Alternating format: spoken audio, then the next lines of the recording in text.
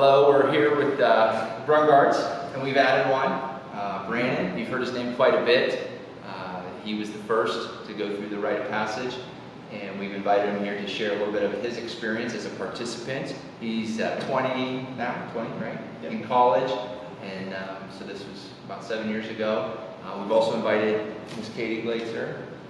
She was a participant at Balin's party, and I've been to a few of the boys' parties.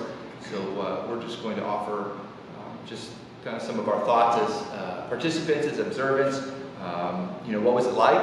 We're going to kind of hear from Brannon, and did it have any effects one way or another? Now that he's in college, and what was it like for us to participate, and what was the lasting impact? So Brannon, we'll start with you. So take it away, man. You were the first, and you've seen it now kind of go down. You're living it. What do you have to say? Well, to start off, when I was 13, thinking about it back now, when my dad started telling me about it and what the party was going to entail and show me the card and all that stuff, I was just thinking, hey, why are you telling them not to bring gifts? That's what I was really worried about at that point in time. I was really just wondering why, of course, people mature, but not this early. But it was just weird thinking, I've never had, all my friends didn't have this, didn't even talk about it, so it was kind of just, I felt weird for a little bit, but then it was kind of like, when the party started, it grew on me. I learned some lessons from all the guys that were there, and even lessons that weren't biblical or spiritual. Do you remember the specific games we played? Yes, you partnered us up. My partner was Brungard. We split up. He did the golfing. It was like a chip, and then we ski shot. Actually, threw. I was 5 for 5, so I remember that. He remembers that. He was 5 for 5. I was 5 for 5. I remember that too. I don't remember the food, but I do remember sitting down and talking in the backyard with all the guys. Very powerful now that I think about it. It was just different. It just felt like something was different there. Something greater was over top. Something important was really happening. Yes. Yes. And so don't get caught up in the menu because he doesn't remember what the was. But the games are He important. does remember the games. I'm sure it involved potato chips. Well, yeah. Did we have burgers and potato chips? I think so. Whatever you wanted. But he remembers that time in the backyard was different. And interesting, so you sensed that at the time. You probably didn't appreciate it, I'm guessing, when you answer yes or no. If, now that you look back, 7 years, you didn't realize how great it was, did you? No. At that point in time, it was kind of just, oh, this is cool, Hopefully I remember these things, and I still have a binder, and I look into it. At that point, it was just, one day this stuff will come to fruition. But now it's time. Actually, it started probably my senior year in high school. It started really changing me. That's when the harvest started, so to speak, because those were the seeds, and now the harvest is happening. So I'm being changed by the things I remember. And it was just kind of weird to think back and think, something different there was still working into today. Whatever that something was that we don't know. But God's had his hand over me his whole life. And just thinking about that, it's pretty special. It's been really cool to see, like I said before, the men that were there began to feel the responsibility. And I've noticed be intentional to come to his games or to seek him out after church, talk to him, see how he's doing. You mentioned Lee Brungard. At the time you started college, you worked in Grove City and offered to give him rides and just took a special interest. So those are the things that, like we talk about, that company of men have been a powerful influence through the years. Well, and I think your dad and I can appreciate, even your mom and Katie, but what will happen in the future and as the years go on is these things will mean even more to you. If you have a child someday, a son, we're willing that, and this opportunity comes, you'll look back and even with greater appreciation, I'm assuming, I would like to think. But I guess I should ask you, do you plan, if you were to have a son, do you see yourself doing this? Very much so. I think of the verse, I think it's in Isaiah, I can't remember the exact verse, but it's to raise a child up in the ways of the Lord and never depart from it. I think about that, it's so true, because even in the time when all the stuff didn't really mean that much to me, it was still there, and I still thought about it. Now that I'm thinking about it, now as a changed person, as a true son of God who follows Jesus, it's something that's on my mind all the time. I always think about it. I'm very appreciative of my parents for doing it. Dang it, Brandon. I'm trying to blink over here. Oh, People on the camera are going to think, what's wrong with her? Compulsive Good blinker. stuff. That's good stuff. Well, one thing I wanted to say, and maybe I'll segue into Katie unless you had something else you wanted to share. I just want to say, who's your favorite speaker that day? Oh. Just kidding, don't answer. No.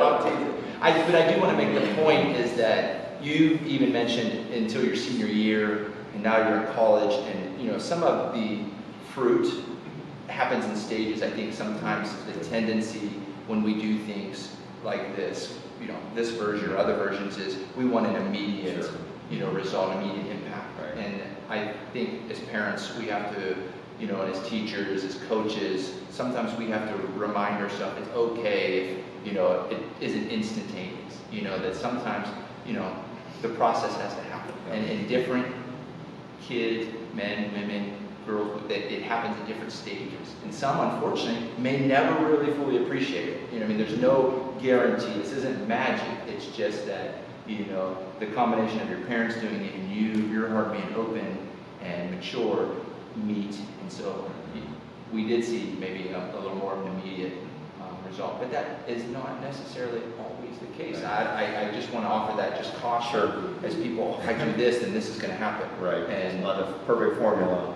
right. And you can't control that. You have to just do your part as parents, and then let the Holy Spirit deal with the rest. Right.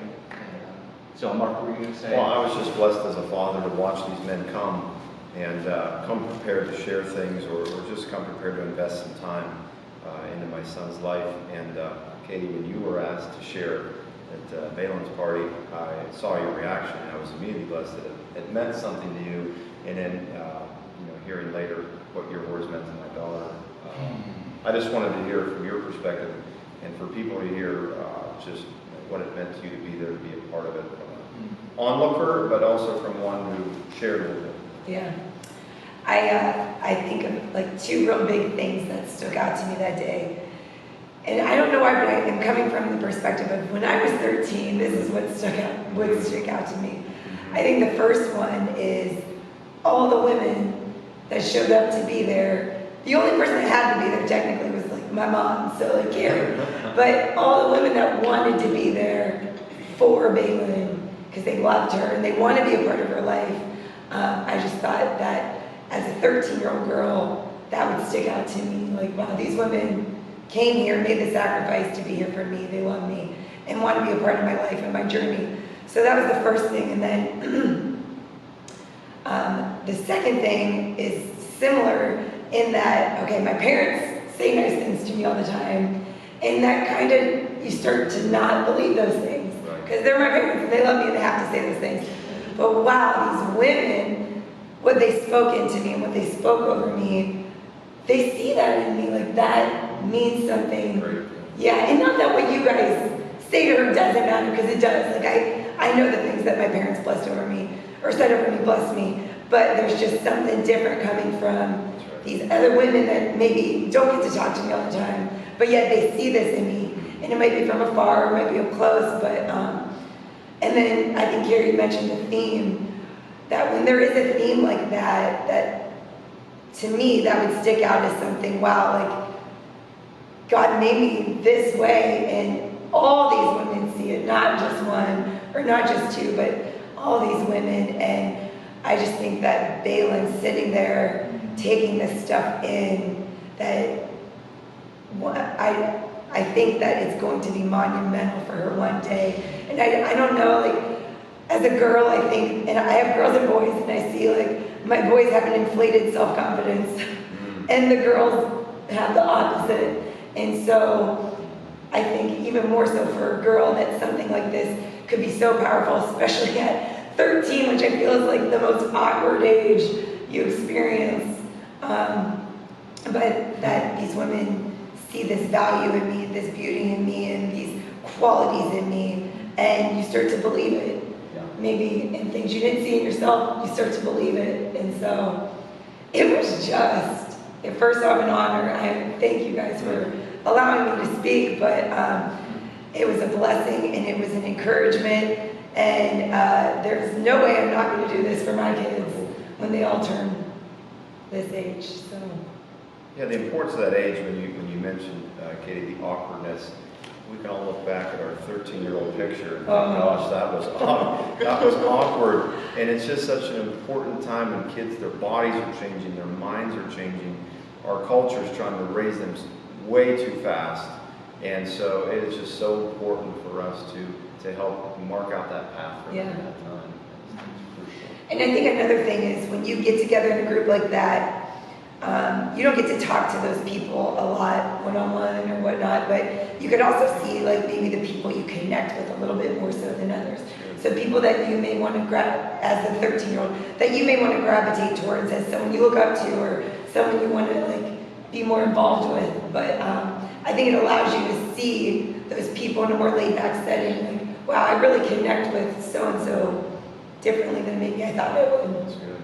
I think there was one thing that I would encourage. We're talking a lot about, the men and the women that were at the party, but at Balin's, my niece Macy was there, so she's 17-year-old, and then Brandon's girlfriend Madison was there, and Madison, 20 years old. And so both of them, Jamaica was there, Balin's cousin, but both of those teenage girls, what they shared, and what everyone shared was wonderful, but what they shared was real and it was alive because they were living it then, where they had just, do I remember 13? So you're saying they spoke at the party? What they shared in the their letters. Okay. Mace, neither one of them read them, but both of them were so full of just practical words of wisdom for the teenage years. And Reagan so, Dewey, too. Reagan Dewey was shared as great, well. Those She three did. teenage girls Yes, who you're right. shared I'm sorry. powerful things. And Reagan did read hers, and she shared. And so I think, and not that Balin took any more from there, but it was like, those girls are living it now. And so I think... So relatable. Yes. Oh, yeah, they have exactly. Instagram accounts. Exactly. Yeah, they're not on Facebook like Philippines. MySpace, I thought it was MySpace. So I wouldn't just limit it to adults. If you have teenagers who are mature, I think they can definitely have an impact. I do have can I ask, am I allowed to ask a question? You weren't sure if you wanted like the younger kids there, but your sister Katie brought her twins and Bresney. I think they're like 8 and 6. Are you glad you did that? You know what, the only reason I had said to you at church, like it was for, older, and then after I left you, I just didn't feel right. So that's when I came here and said, if you want to bring your girls, totally. Because I really felt like, oh my goodness, if they could be here and see this, as Brady and Bo saw Brandon's, and maybe, oh my goodness, anticipate if this may be something that would happen. And Katie had said, can I bring them? And I said, absolutely. She said, I want them to see. And so one of the twins, someone asked, I don't know if it was Mark or someone after, saying, how was the party? She's like, it was okay, we ate, and then they just talked the whole time. And people cried. So I'm hoping there were seeds planted that she realized. Yeah. There is, and there's a balance because you don't want you want that time when people can really relax, and we don't want you feeling like you got to chase around your That's but your girls, being Right. there and seeing things. So you guys got to decide. Yeah. That's right, and that's what I would say. My encouragement to any parent would be, get the book and read the book, and then just pray and see where God leads you for each child. You don't have to do it the same because every child is different, every personality is different. So I think it would look different for each one. Yeah, because ultimately the point of all of this is masculinity, femininity. Like, what is what is that really, and according to the Father, according to Scripture, biblical masculine and biblical femininity. And so this just brings attention to, and for me, that was, you know, in large part the impact. In my 20s, you know, I grew up without a father in the home. I had a great high school coach, basketball, who kind of filled that, a grandpa, you know. And so, but I was, you know, in my 20s asking the question, what does it mean to be a man? What is a man? You know, I've learned a lot in the locker room. I've learned from TV, movies, books, guys I hung out with, but I, you know, still just kind of seeking that out biblically, like, what is this? And so for me, I landed here in this church in my 20s, you know, and, you know, began dating Katie, and her dad became a, you know, kind of this surrogate father for me. And so in some ways I received a lot of the things you talked about from him, the blessing and encouragement and a good example, but the relationship that I, you know, began to just nurture with him and vice versa was powerful, because ultimately what I figured out or realized is that masculinity and being a man isn't really about like how much money you make or your success in your career or, you know, how big your house or the cars you drive or, you know, the awards you win. It's defined in your relationships, right? Like, what can a man do that a woman can't do? A woman can be successful, run a great business, be a great athlete, be, you know, all those things. Women are powerful in those ways, and just like men. So that's not what masculinity is. For me, I began to realize, like, what can a man do that a woman can't? A man can be a husband, a father, a brother, a son, a friend, you know. And so, and the same is true for a woman. What can a woman do that a man can't? Well, be a mom, give birth, obviously, you know, a daughter, a wife. And so, and those are the ways in which we really demonstrate the maleness and femaleness of in our image. You know, we created male and female, right? And so that really shifted the way I began to see, you know, my marriage, you know, my role in the kingdom, in the church, and my relationships, and it just brought so much clarity, you know, to my life. And the one thing I just want to mention that you kind of mentioned is the binder. To me, that's just such a profound, powerful piece. You know, I think of like how many girls, they're teenagers, so it means maybe something, but they go on, they're 19, they're 20, they're in their 20s, they're in college, they're out of the house, and you know, that time when you're trying to find your way, right? And maybe you're out from your parents, you know, kind of like guidance, but that you've given them that binder that they can always go back to. Right. You know, what did so-and-so say? And, you know, and in the Holy Spirit, and you can pray that God will, you know, constantly draw them back to that wisdom, right? That reminder. Even if they can't remember, maybe they were having a bad day on the party, right? And they just don't really remember what happened. But you've given that record. Yes.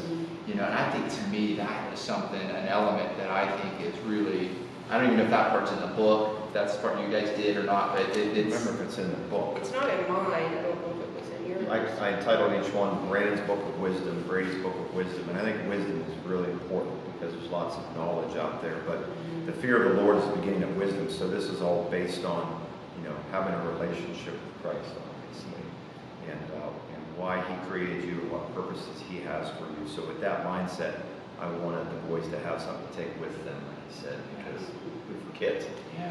We forget, but yeah, those notes are forever.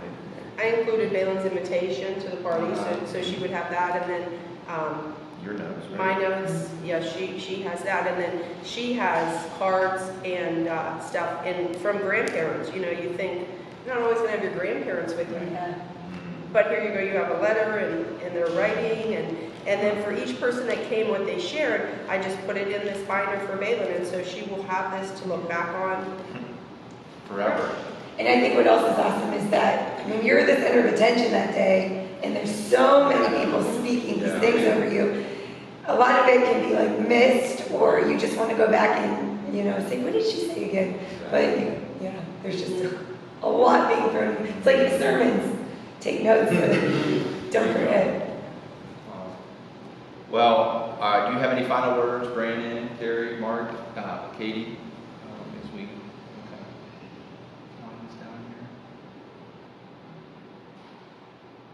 I just don't think it's ever too late to bless your children. It doesn't have to look like this, but it's never too late to bless your You children. mean if they're like 45? 55, 60, Take them out to dinner, go talk. whatever. Bless your children. Yeah. Look them in the eyes, though. Tell them you love them, Mhm. you're proud of Yeah. them, that they're a winner. Yeah. Absolutely. Well, we're going to hopefully be able to link some resources with these videos. The Brungards have been willing to share some of their kind of template invitations. You've heard them mention some of the things they've sent out, the letters. Obviously not the personal letters they've written, but maybe if you contact them, maybe they'll be willing to share that with you. Don't hesitate if you know them, or if you, I haven't been through it, but if you know them, I'm sure they'd be willing to meet you for coffee or talk to you on the phone or offer you some, just answer some questions. If you offer to buy them lunch, I know they all love to eat, so don't hesitate. But we just encourage you, whatever your situation looks like, whatever stage of life you're in, obviously the intent of all this is just to, for parents to impart to their kids, the God-given way of masculinity, of femininity, to empower them to maybe help bring guidance to their life as they're trying to maybe figure out, in a world that's so chaotic and confusing sometimes. So ultimately, the truth, about who they are, who God is, and what's going on in front of them. So thank you guys so much for sharing. I mean, this is like, I'm so excited to share this with the world. I know that there's other resources, but having watched it, Brandon, I'm just, really proud of you, and thanks for sharing today, and just, really excited to see what comes of this. So, Amen. okay. Thanks for paving the way for everyone else, too. Trust Him for the fruit. Yeah.